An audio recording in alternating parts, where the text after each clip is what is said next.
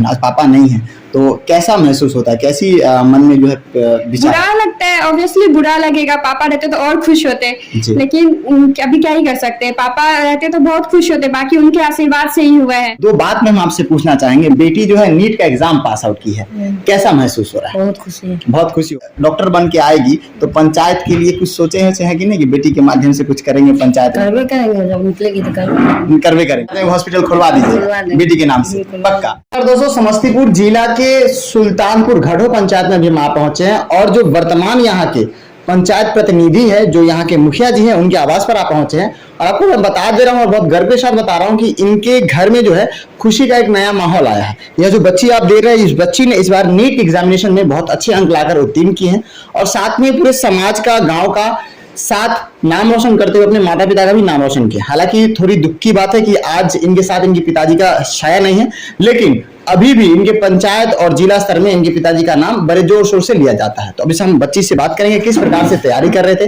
कैसे इस एग्जामिनेशन को सफलतापूर्वक पास आउट किए और आगे की क्या तैयारी है। तो आपको बहुत बहुत स्वागत है हमारे चैनल पे। Thank you so much. आपने इस बार नीट की जो एग्जामिनेशन पास आउट की, कैसी तैयारियां थी, किस प्रकार से आपने इस सफलता को हासिल की? इस बार मैंने ऑनलाइन ही अनअकैडमी से मैंने क्लास थोड़ा बहुत किया, बाकी मैंने सेल्फ स्टडी किया और मैंने एलएन का टेस्ट सीरीज ज्वाइन कर रखा था। तो आप जैसे जो तैयारियां होती है नीट की 2 इयर्स की, तो ये 2 इयर्स की तैयारी आपने टोटल बस ऑनलाइन ही किया? हाँ, मैंने 12th के साथ तो ऐसे मैंने उतना अच्छे से किया नहीं था। अच्छा। बट मैंने 1 साल ड्रॉप लेके अच्छे से ऑनलाइन किया था अनअकैडमी से। अच्छा। फिर भी मेरा उस टाइम 585 था लास्ट ईयर, तो नहीं हुआ। तो मैंने इस साल सेल्फ स्टडी करा और बाकी मैंने एलएन का टेस्ट सीरीज बस लिया था। यानी ये आपका सेकंड अटेम्प्ट है? थर्ड अटेम्प्ट है। अच्छा, थर्ड अटेम्प्ट। हाँ। और उसके बाद फिर आपने ऑनलाइन क्लासेस करके इसको पूर्ण रूप से सफलता हासिल की। कैसी तैयारियां रहती थी, किस प्रकार की सिलेबस को रट्टा मारते, कितने समय देते थे, ये किस प्रकार की तैयारी रहती है? जैसे बायो होता है तो बायो को कुछ चैप्टर्स होते हैं समझना भी होता है, कुछ चैप्टर्स याद करने वाले होते हैं। तो उनमें आप याद करो, समझो, मतलब आप ऐसे रट नहीं सकते जब तक आप समझोगे नहीं। तो आप समझ के बायो को याद करो। फिजिक्स तो रट नहीं सकते, आप फिजिक्स के फॉर्मूला याद करो, बाकी कंसेप्ट लगा के क्वेश्चंस करो। फिजिक्स में ज्यादा से ज्यादा आप क्वेश्चंस करो और केमिस्ट्री में भी सेम, ज्यादा से ज्यादा क्वेश्चंस करो। इनऑर्गेनिक और ऑर्गेनिक याद करने वाला होगा और फिजिकल केमिस्ट्री ज्यादा से ज्यादा आप क्वेश्चंस करो। तो बस वही आप सेल्फ स्टडी कर रहे हो, अगर आप क्लास कर रहे हो तो 6 घंटे क्लास होते हैं, उसके अलावा आप 6 घंटे अच्छे से सेल्फ स्टडी करो। बाकी मैं क्लास नहीं करती थी तो मैं 10 से 12 घंटे के करीब सेल्फ स्टडी करती थी। प्रत्येक दिन 10 से 12 घंटे आप खुद से सेल्फ स्टडी करते थे? आप प्रत्येक दिन तो देखिए, आप फेस्टिवल होता है तो थोड़ा इधर उधर हो जाता है, बाकी एवरेज में 10 से 12 घंटे कंटिन्यूअसली उस चीज को कॉन्सेंट्रेटली पढ़ा कर पाना। हाँ, अच्छे से मैं करती थी 10 से 12 घंटे, वो रेगुलरली था। मतलब ये जो है आपके मन में बैठ गया था कि हमको इस चीज को हासिल करना ही है। हाँ, नीट ही करना था, बाकी मुझे कोई प्रोफेशन में नहीं जाना। प्रेरणा कहाँ से आया आपको कि हमें नीट की एग्जामिनेशन पास आउट करनी है या फिर हमको डॉक्टर बनना है? मैं मतलब बचपन से ही मेरा था कि मुझे डॉक्टर बनना है। मेरे पापा भी, उनका भी पूरा था कि मुझे डॉक्टर ही बनाना है। पापा का इच्छा भी था कि बेटी को पापा डॉक्टर मम्मी, बनाना है? हाँ, दोनों, पापा मम्मी, मेरे भैया रौनक मिश्रा बड़े हैं मुझसे, सबका यही था कि हम लोग को मुझे डॉक्टर ही बनना है। और मुझे खुद से भी था कि मुझे डॉक्टर बन के कुछ करना है। तो पहले से मेरा था कि प्रेरणा के स्टार्टिंग टाइम से ही आपने उस चीज को मोटिव पे रखा और उस प्रेरणा को हासिल करने के, उस लक्ष्य को जीतने की आपने पूरा प्रयास अच्छे से प्रयास तो किया। कितने रैंक आप पाए हैं इस बार एग्जामिनेशन? मुझे ऑल इंडिया रैंक 3980 है एंड ईडब्ल्यूएस कैटेगरी में मुझे 383 रैंक मिला। मैं चाहती हूँ कि मैं कोई भी, जिसमें इंडिया में 20 एम्स है, तो मैं चाहती हूँ मुझे कोई भी एम्स मिले, ताकि एम्स का ज्यादा अच्छा रहता है, ऑल इंडिया में आता है। हाँ, तो मैं एम्स ही चाहती हूँ, काउंसलिंग में मुझे एम्स मिले। तो एमबीबीएस करने के बाद कुछ है कि लक्ष्य की हमें क्या करना है? एमबीबीएस के बाद मैं एमडी या फिर एमएस सर्जन बनूं या फिर मेडिसिन करूं। ऐसे मैं सुपर स्पेशलिस्ट में कार्डियोलॉजिस्ट बनना चाहती हूं। तो हालांकि यह बच्ची का जो लक्ष्य है, ये कोई साधारण लक्ष्य नहीं है। प्रथम बार, द्वितीय बार, बार कोई बच्चा अगर किसी भी एग्जामिनेशन में पास नहीं होते, उत्तीर्ण नहीं होते, तो मन कहीं ना कहीं दुख जाता है, प्रेरणा कम हो जाती है। पर इस बच्ची के साथ ऐसा नहीं हुआ। बार ऐसी परिस्थितियां बनती रही, उसके बावजूद भी जो है अपने लक्ष्य को पूरा करने के लिए काफी प्रयास किए, दिन रात मेहनत करके, घर पे ही रह के। कोई बच्चे बाहर जाके कोटा जैसे संस्थान में जाके या फिर दिल्ली में रह के अपनी पढ़ाई को करते हैं, नीट की एग्जामिनेशन पास आउट करते हैं। आकाश बायजूस जैसे कोचिंग संस्थान से या फिर इंस्टीट्यूट से पढ़ाई करके अपनी एग्जामिनेशन को पास आउट करने की कोशिश करते हैं। पर इन सबके बावजूद यह बच्ची अपने घर पे रह के, अपनी माँ के साथ रह के, अपने घर से ही जो है ऑनलाइन पढ़ाई के माध्यम से इस एग्जामिनेशन को क्लियर आउट की है।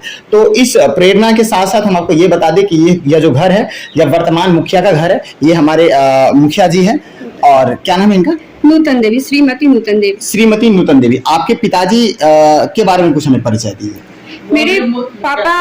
मेरे पापा लगातार मुखिया रह चुके, ये जिला परिषद जिला भी रह पार्षद भी चुके रह चुके हैं, प्रखंड प्रमुख भी रह चुके जी। हैं। पापा बहुत महान थे, मतलब पापा का नाम अभी भी एकदम सब उनका बहुत रिस्पेक्ट करता है। जी। पापा के आशीर्वाद से ही मेरा जो मैं इतना पढ़ पाई, मैं कि अच्छा। मम्मी पापा दोनों के आशीर्वाद से हुआ। मतलब मेरे पापा बहुत ही महान अच्छे इंसान, बहुत अच्छे इंसान थे। तो आपके पिताजी का शायद कब, किस वर्ष आपके सर से हट गया? 2016। 2016। उसके बाद फिर आपके साथ एजुकेशनली और पारिवारिक जो संघर्ष था उसमें किस तरह की रुकावटें या फिर कोई समस्या?